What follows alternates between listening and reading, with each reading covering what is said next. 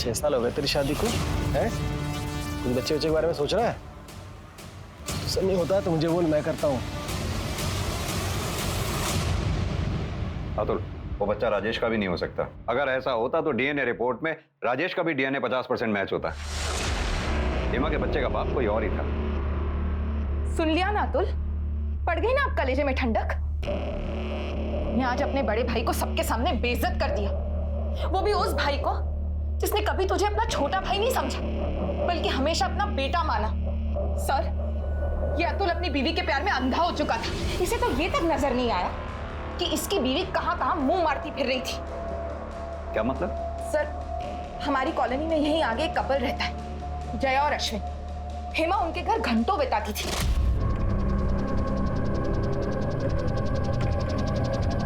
हेमा, मंदिर से आ रही हो? हाँ भाभी। क्या हुआ, पूरा पसीना पसीना हो रही हो? चलो थोड़ी देर मेरे यहाँ आराम कर लो, फिर चली जाना। भाभी मैं शाम को आती हूँ। नहीं, कुछ नहीं, चलो अंदर, चलो चलो चलो जल्दी चलो। मैंने खुद कितनी बार देखा है कि जया अपने घर का दरवाजा बाहर से बंद कर उन दोनों को अकेले छोड़कर चली जाती थी। अब भगवान ही जाने वो दोनों अंदर अकेले में क्या क्या गुजराते थे। ज़बान संभाल के। अरे तू मुझे क्या चुप करवा रहा है? ये सब तेरी बीवी तेरे पीठ के पीछे करती थी जब तू ऑफिस में रहता था। सर, अभी जब हेमा प्रेग्नेंट हुई थी उसी के आसपास जया भी प्रेग्नेंट हुई थी, लेकिन कहते हैं ना भगवान सब देखता है। अभी 1-2 दिन पहले उस कमीनी जया का बच्चा भी गिर गया। ताला लगा हुआ है यहाँ, कोई है क्या आसपास? देखो सर, ये इस एरिया का वॉचमैन है। ये घर क्यों बंद है? घर वाले कहाँ हैं? क्या जाने साहब, जया भाभी का बच्चा पैदा होते ही गुजर गया। 3 तारीख को गए थे दफनाने के लिए, उसकी अगली सुबह से ताला जड़ा हुआ। ठीक है, तुम जाओ। Okay sir. शुक्ला, सर। ये जया और उसके हस्बैंड का फोन नंबर पता करो। दोनों के call records, mobile location records सब पता करो। दोनों के फोन सर्विलेंस पे डालो, पता करो ये दोनों हैं कहाँ पर। शुक्ला, अगर उर्मिला सच बोल रही है तो हेमा और उसके बच्चे के कत्ल में ये अश्विन एक अहम संदिग्ध है। पर एक बात समझ में नहीं आई, हेमा ने खुद महेश और विमला दाई से ये क्यों कहा कि उसके पेट में बेटी पल रही है जबकि उसके पेट में बेटा पल रहा था? उसे किसने गलत इंफॉर्मेशन दी होगी जिसकी वजह से वो अबॉर्ट तक करवाने पहुंच गई? अब उसके बच्चे का बाप है कौन? अश्विन या फिर कोई और? सर, अतुल के कॉल रिकॉर्ड्स में एक नंबर मिला जिस पर उसकी अक्सर बातचीत होती है। किसका नंबर है? सर, अतुल के घर में काम करने वाली बाई रत्ना का। और जब हमने रत्ना के बारे में पता किया तो ये पता चला कि रत्ना भी 7 महीने प्रेग्नेंट है और अतुल उसे पिछले कुछ दिनों से पैसों की मदद कर रहा है। ओह, तो कहानी में एक और ट्विस्ट। ये सिंपल लोग तो कुछ ज्यादा ही घुमावदार निकले। चलो इस रत्ना से भी पूछताछ कर लेते हैं कि उस पर इतनी मेहरबानी किस लिए।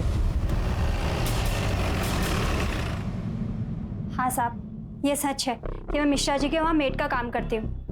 अतुल साहब तो भगवान समान है। उन्होंने मेरी हालत देखकर खुद ही बोल दिया कि तुम आराम करो और तनख्वाह घर में ही मिल जाएगी। इसी हालत की वजह से अतुल तुम्हें तनख्वाह दे रहा था या फिर वजह कोई और थी? या फिर इसलिए दे रहा था क्योंकि तुम अतुल के बच्चे की माँ बनने वाली हो? ये कौन बोल दिया साहब? हम गरीब हैं, हमें तो कोई भी कुछ भी आके बोल देता है। लेकिन उस भगवान समान आदमी पर कीचड़ मत उछालिए। वो तो हेमा दीदी को इतना प्यार करते हैं कि किसी की तरफ नजर उठाकर भी नहीं देखते। प्यार करते थे। अब ना तुम्हारी हेमा दीदी रही और ना ही उसका बच्चा, क्योंकि दोनों को रास्ते से तुमने हटा दिया ताकि तुम अतुल की जिंदगी में शामिल हो सको। सच है ना ये बात? क्या हेमा दीदी नहीं रही? ये तो मुझे नहीं पता साहब। मैं तो कई महीने से घर से बाहर भी नहीं निकली। पर ये सब कैसे और कौन किया? सब कुछ तो ठीक चल रहा था। हमें याद है हेमा दीदी जब पेट से थी तो अतुल साहब को डर था कि कहीं उनकी बेटी ना हो जाए। और साहब, अतुल साहब को पता था कि हमारे पहले से 2 बेटे हैं और वो कुछ महीने पहले हमारे पास आए।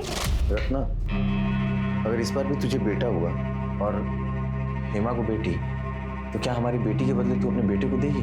किसी को कुछ पता नहीं चलेगा, तेरे पति को भी नहीं। बोल, देगी अपने बेटे को? और इसके बदले में मैं तुझे 5 लाख रुपए भी दूंगा। फिर जब तुम्हें यह पता लगा कि हेमा के बेटा होगा, तुम्हें 5 लाख रुपए जाते हुए नजर आए, इसलिए तुमने हेमा और उसके बच्चे को रास्ते से ही हटा दिया ताकि अतुल की जिंदगी में ना सिर्फ तुम्हारा बच्चा और तुम भी आ जाओ। नहीं साहब, जितना आप बोल रहे हो उतना तो दिमाग भी नहीं है हमारे पास। कसम से साहब, हमने हेमा दीदी को नहीं मारा। Excuse me sir. बोलो Mishra. Good, very good sir. Jay और अश्विन पकड़े गए।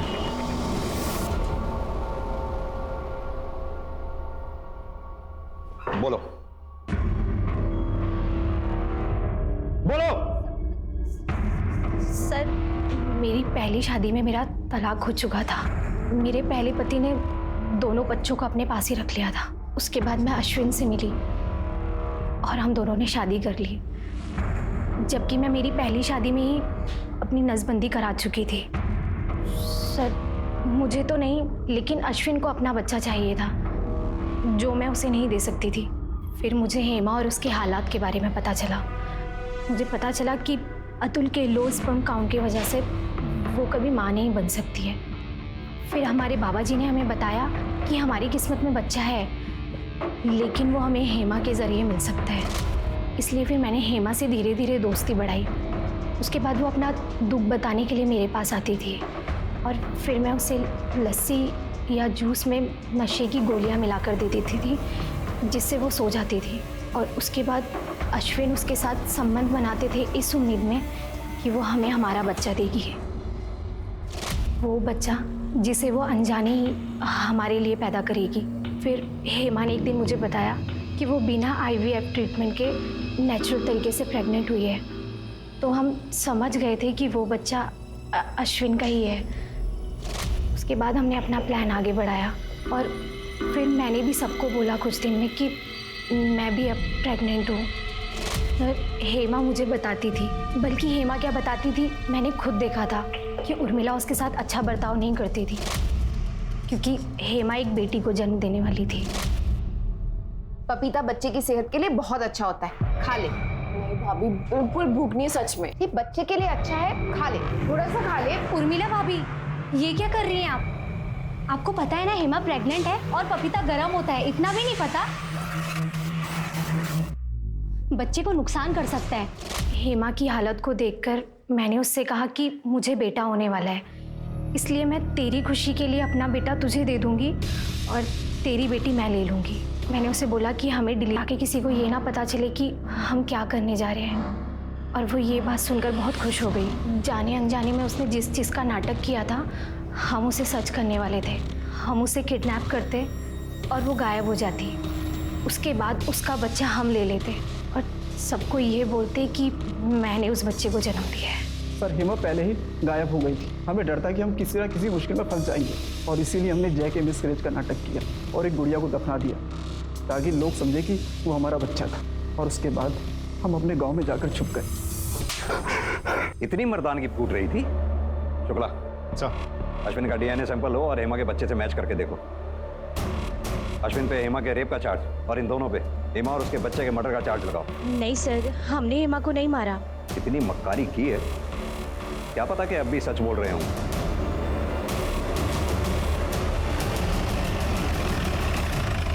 सर, जैसा आप सोच रहे हैं वैसा कुछ भी नहीं है। मुझे नहीं पता जया ने आपसे झूठ क्यों बोला। जया को झूठ बोल के क्या मिलेगा, लेकिन आपको सच बोल के थोड़ी बहुत राहत जरूर मिल सकती है उर्मिला जी। इसलिए अब आप सच बोलिए, वरना पुलिस को गुमराह करने के मामले में आपको अरेस्ट भी किया जा सकता है, समझिए आप। अब आप बोलिए। हाँ सर, मैंने हेमा से झूठ बोला था कि उसे लड़की होगी, क्योंकि मैं नहीं चाहती थी कि वो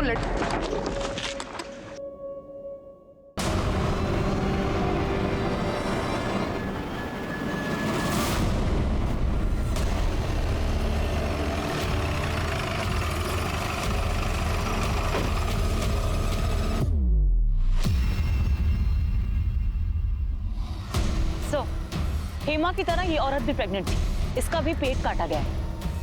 और सर, चेहरा भी उसी तरीके से बिगाड़ा गया है ताकि पहचान ना हो सके। अगर चल क्या रहा है, कौन है जो प्रेग्नेंट औरतों को इतनी बेरहमी से मार रहा है? ये तो तय था कि किसी एक ही अपराधी का काम था, क्योंकि दोनों महिलाओं को एक ही तरीके से मारा गया था और गर्भ से बच्चा निकालने के लिए बाकायदा सर्जिकल इक्विपमेंट्स का इस्तेमाल किया गया था। और माँ और बच्चे का शव भी आसपास ही पाए गए थे। ऐसा लग रहा था कि कोई जानबूझकर गर्भवती महिलाओं को निशाना बना रहा था। ये लीजिए आपकी चाय। अरे भाभी, एक मिनट में बाहर गया कि आपको शांति नहीं है। लो, मुझे दो। डॉक्टर ने आपको मना किया ना अंकुश भैया का जो भी काम है मैं करूंगा, मुझे बताओ। मिलिंद, अरे उसका काम उसे करने दे, तू अकेले क्या क्या करेगा? क्या क्या कर सकता हूँ उसकी लिस्ट मैं आपको बाद में दूंगा। मैं जा रहा हूँ फिलहाल मार्केट आपके लिए फ्रेश सब्जियां लेने के लिए और आपके लिए फ्रूट्स लेने के लिए। तब तक आप यहाँ बैठेंगे, ठीक है? आइए, आराम से आराम से आराम से आराम से। और इनका ख्याल आप रखेंगे, ठीक है? ठीक है। कूड़े के पास जिस औरत की डेड बॉडी मिली थी उसकी फोटोग्राफ आसपास के पुलिस स्टेशन में भेज दी ना? जी सर। साहब मेरा नाम गणेश है साहब। मेरी जोरू कल सुबह से ही गायब है साहब। दोनों बेटों को बोल कर गई थी कि घंटे भर में काम से वापस आ जाएगी और अभी तक लौट कर नहीं आए साहब। अब तो उसका फोन भी बंद आ रहा है साहब। नाम क्या है तुम्हारी बीवी का? रत्ना। रत्ना? जी। फोटो वगैरह है? जी। ये देखिए सर। और कोई निशानी? साहब उसके हाथ पे गुदा भी हुआ है यहाँ पे।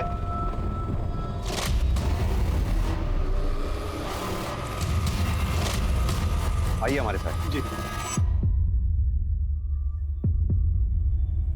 रत्ना, रत्ना ये क्या हो गया तुमको रत्ना? रत्ना की बॉडी के साथ एक बच्चे की भी बॉडी मिली।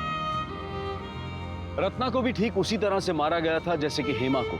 रत्ना भी हेमा की तरह प्रेग्नेंट थी। अर्जेंट बेसिस पे रत्ना के कॉल रिकॉर्ड्स और मोबाइल लोकेशन रिकॉर्ड्स निकलवाओ। पता करो उसके मोबाइल की लास्ट लोकेशन क्या थी। ये जो भी है, इससे पहले कि वो दूसरी प्रेग्नेंट लेडीज को अपना शिकार बनाए, हमें उस तक पहुंचना होगा। क्या रत्ना के मर्डर की वजह उसकी प्रेगनेंसी थी या फिर कुछ और? इधर अश्विन और जया पाटिल की बात सच साबित हो गई। मिसकैरेज का नाटक करके उन्होंने गुड़िया ही दफनाई थी, ये बात पुलिस इन्वेस्टिगेशन में साफ हो गई। फिर सवाल ये उठता है कि अगर अश्विन और उसकी बीवी निर्दोष हैं, तो गर्भवती औरतों का पेट चीरकर निकाले गए अजन्मे बच्चों के केस में दोषी कौन है? इन दोनों औरतों के साथ क्या और क्यों हुआ? Are you sure? सर 100%। ये देखिए, रत्ना के मोबाइल की लास्ट लोकेशन शताब्दी नगर दिखा रहा है, विमला दाइमा के घर के पास, जो कि हेमा की भी लास्ट लोकेशन थी। सर आज तक हमें ना हेमा का मोबाइल मिला और ना ही रत्ना के मोबाइल के बारे में कुछ पता चला। सर इतना सब कुछ महज एक इत्तेफाक नहीं हो सकता। चलो शुक्ला। सर क्या रत्ना मर गई? कैसे? और साहब अगर रत्ना मर भी गई है तो इसमें हमारी क्या गलती है? आपने मेरा घर क्यों उलट पुलट कर रखा हुआ है? रत्ना के फोन की लास्ट लोकेशन के मुताबिक रत्ना का फोन यहीं पे स्विच ऑफ हुआ है। अब आप ये मत कहिएगा कि उस वक्त बिजली नहीं थी, क्योंकि बिजली उस वक्त उस दिन भी थी। हाँ तो साहब हमने कब कहा कि यहाँ बिजली नहीं थी या रत्ना यहाँ नहीं आई थी? आई थी वो जांच करवाने के लिए, फिर चली गई। कहाँ चली गई? अब ये हमें कैसे पता साहब? सर ये देखिए, एक नहीं तीन फोन मिले और तीनों के तीनों स्विच ऑफ। किसके फोन है ये? जी वो हमारे बेटे के हैं, उसको अलग अलग फोन रखने का शौक है। थैंक यू सो मच भाभी, रिफ्रेश कर दिया जो उसने, इसकी बहुत जरूरत थी। शुक्ला सर, हेमा का नंबर डायल करो।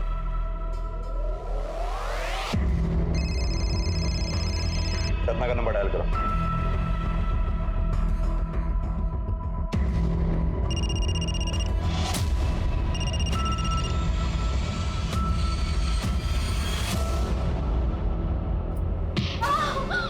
Good good. मैं ना का डॉक्टर हूँ, हाँ तो मुझसे जरा ठीक से पेश आना। सब मिलिन नाम है उसका, वो डॉक्टर बनना चाहता था। मैं भी ये सुन के बहुत खुश हुई थी कि बेटा डॉक्टर और माँ दाई माँ सब बढ़िया चलेगा। और उसने 3 बार पेपर दिया और तीनों बार फेल हो गया, पर उसने हिम्मत नहीं हारी थी।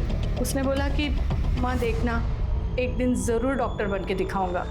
अभी तो सर्जरी भी तो करूंगा ना, है ना? आराम से आराम से। हाँ प्रैक्टिस करूंगा तो डॉक्टर क्या सर्जन भी बन जाऊंगा। मैंने सोचा ये भी ठीक है, कोई अपनी माँ के पेट से थोड़ी ना सीख के आता है। तभी से उसने डॉक्टरों वाले सारे औजार इकट्ठा करना शुरू कर दिए, कैंची, छुरी, ब्लेड, सब कुछ। मिलिंद है कहाँ? भगवान जाने सब कहाँ मिलेगा।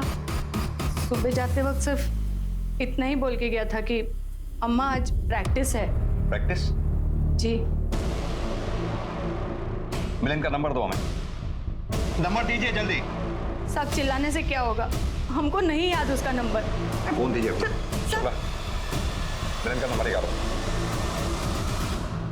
हेलो, हाँ मैंने अभी अभी आपको एक नंबर भेजा है, मुझे तुरंत उस नंबर की लाइव लोकेशन चाहिए।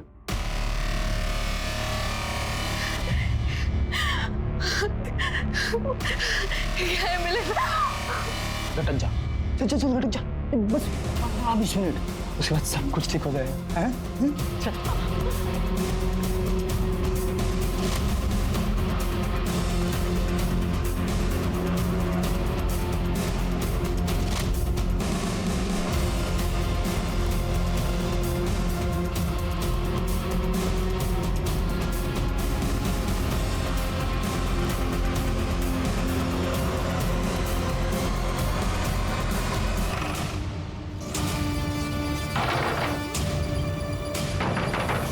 तोड़ो इसे।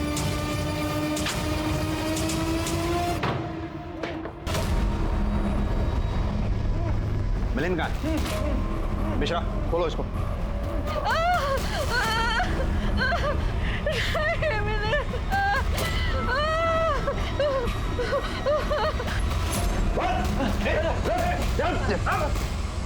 चिंता मत कीजिए, आप ठीक है ना? बहुत हो गई तेरी डॉक्टरी, बाकी की सर्जरी अब जेल में करना है। क्या है? तुम चैन से यहाँ प्रैक्टिस भी नहीं करने दे रहे हो। सॉरी भाभी, मैं आपकी मदद नहीं कर पाया।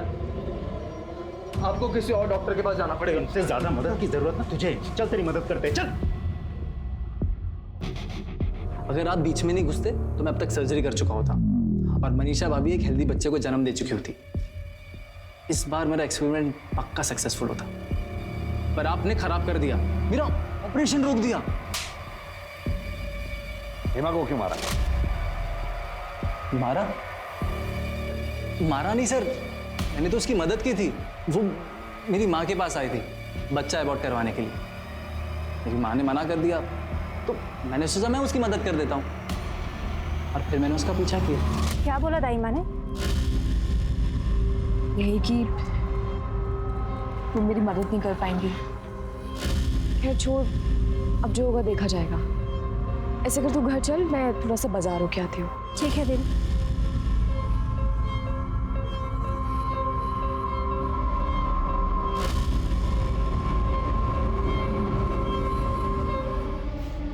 आप चाहो तो बच्चा अबॉर्ट करने में मैं आपकी मदद कर सकता हूँ। अब नहीं, आप घबराइए मत, मैं एक डॉक्टर ही हूँ और मैंने काफ़ी डिलीवरियाँ कराई है। प्रोसीजर बिल्कुल नॉर्मल है और इजीली अबॉर्ट हो जाएगा।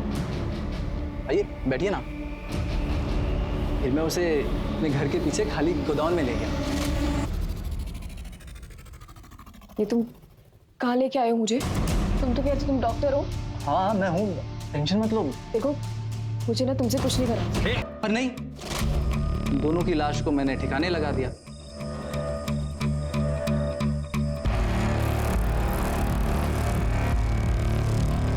हेमा से पहले वैशाली का मर्डर किया था ना?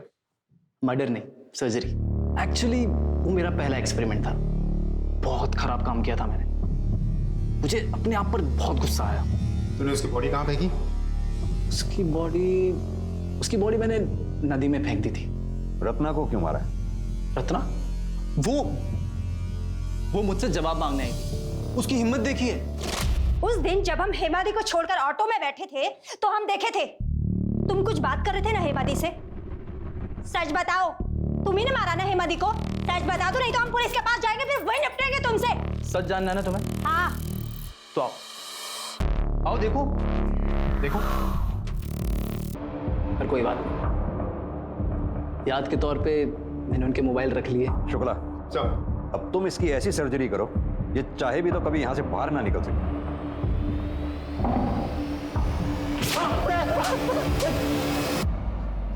वो मासूम औरतें जो नन्ही जिंदगी को जन्म देने वाली थीं, किसी की सनक की भेंट चढ़ गईं। हालांकि सबकी कहानी दर्दनाक है, लेकिन हेमा जिसने एक बच्चे के लिए अपने घर परिवार यहां तक के पड़ोसियों की यातना झेली, और जब वो उस खुशी को पाने जा रही थी तो एक बीमार मानसिकता ने उसका ही जीवन छीन लिया। एक ऐसे व्यक्ति ने जिसका उससे दूर दूर तक कोई संबंध नहीं था। जिंदगी की होड़, समाज और इच्छाओं के दबाव में इतना भी ना आए कि हेमा की तरह खुद जुर्म का शिकार बन जाए, और ना ही मिलिंद की तरह ख्वाहिशों के नाम पर पागलपन पाले। अब मैं अनूप सोनी आपसे विदा लेता हूं।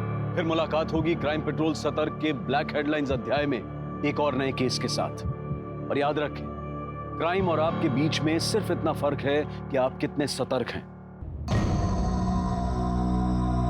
इंस्पेक्टर साहब कहाँ है? बहुत जरूरी काम है उनसे। कहाँ है इंस्पेक्टर साहब? और सिग्नेचर मैंने ले लिया। सर हमें एक रिपोर्ट लिखवानी है। मेरी बीवी कल सुबह से लापता है। सब्जी लेने के लिए मार्केट गई थी सर, अभी तक वो वापस नहीं आई। हर जगह पता किया, सब जगह ढूंढा सर, और तो और उसका फोन भी ऑफ आ रहा है सर। कहीं ऐसा तो नहीं वो अपने मायके चली गई हो? नहीं सर, वो वहां नहीं गई, मैंने वहां भी पता करा है सर। उसकी कोई फोटो वगैरह?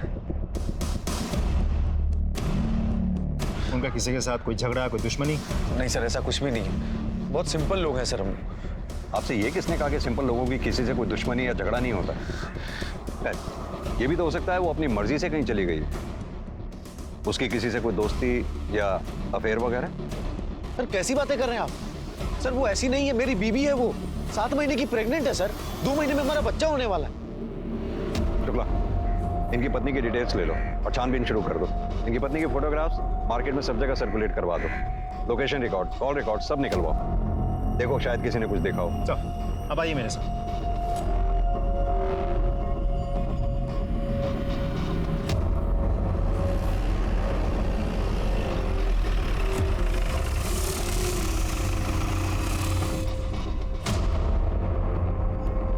सर हेमा देवरानी है मेरी, 7 महीने की प्रेग्नेंट है।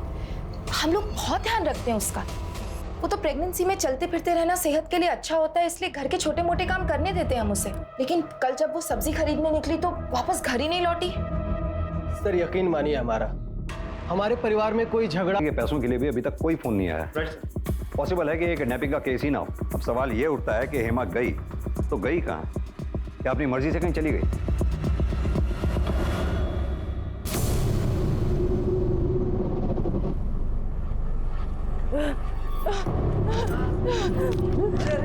मैडम क्या हुआ आपके साथ? अरे संभालिए संभालिए संभालिए संभालिए संभालिए अपने आप को। कोई पानी ला, पानी ला। मैडम पानी क्या दौड़ के? पानी लेकर। क्या बात है?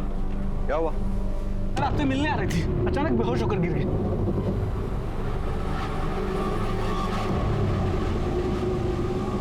हेमा? आइए।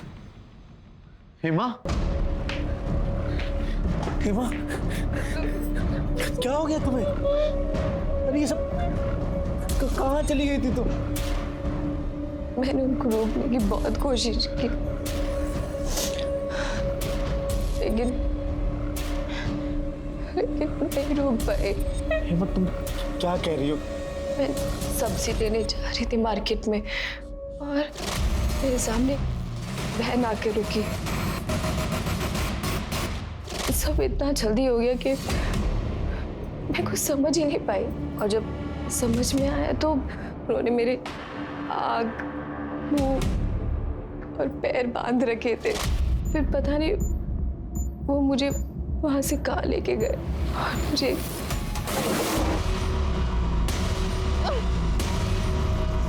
मैं बहुत मुश्किल से यहाँ तक पहुंची हूँ। आपने उन किडनैपर्स का या फिर उस औरत का चेहरा देखा, या फिर कोई ऐसी बात जो आपको याद हो? सर उनका चेहरा हमेशा ढका रहता था। सर प्लीज मैं आपके हाथ जोड़ती हूँ, प्लीज मेरा बच्चा वापस ला दो।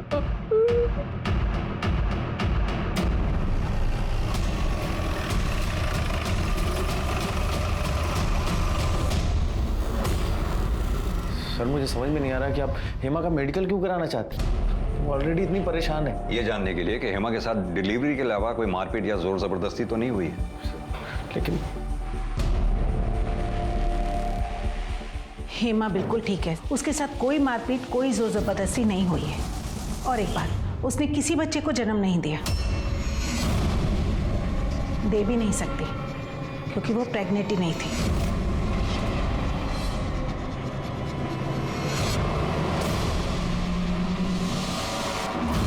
की उम्मीदें हमसे हैं कि हम खानदान को एक बेटा, एक वारिस देंगे। सर हम तो बहुत कोशिश करते थे, लेकिन मैं कभी प्रेग्नेंट हो ही नहीं पाई।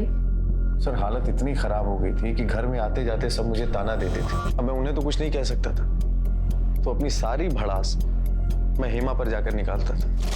अतुल देखो, भगवान पे भरोसा रखो। जब वो चाहेगा बच्चा हो जाएगा। और अगर हमारी किस्मत में है ही नहीं तो हम क्या कर सकते हैं? दिमाग खराब है तुम्हारा। हम भगवान और किस्मत के भरोसे नहीं बैठ सकते। अब तू भी बताओ क्या करूं मैं? सर 7 महीने पहले हमने ये प्लान बनाया कि सबको जाकर के झूठ कह देंगे कि हेमा प्रेग्नेंट है, और प्रेगनेंसी के 7वें महीने में ये किडनैपिंग का नाटक, ताकि हेमा जब लौटकर वापस जाए और सबको बताए कि उसने अपने बेटे को खो दिया है तो पूरे परिवार की सिंपैथी मिले और हमें ताना भी नहीं सुनना पड़े। सर मैंने तो अतुल को कहा था कि ये सब करने का कोई फायदा नहीं है, लेकिन इन्होंने। तुम दोनों कुछ पागल वागल हो क्या, या अपना दिमाग इसी तरह की घटिया प्लानिंग में इस्तेमाल करते हो? कभी IVF सेंटर का नाम नहीं सुना आप लोगों ने? वही चले जाते। न जाने तुम जैसे कितने कपल्स जो औलाद के लिए तरसते हैं, उन्हें अपनी औलाद मिली है वहां से। यार really sorry sir. We are sorry. अभी तो जाने दे रहा हूं आप लोगों को। अगली बार ऐसा कोई नाटक किया तो मेरे से बुरा कोई नहीं होगा। जा सकते हैं आप। Thank you sir. Thank you sir.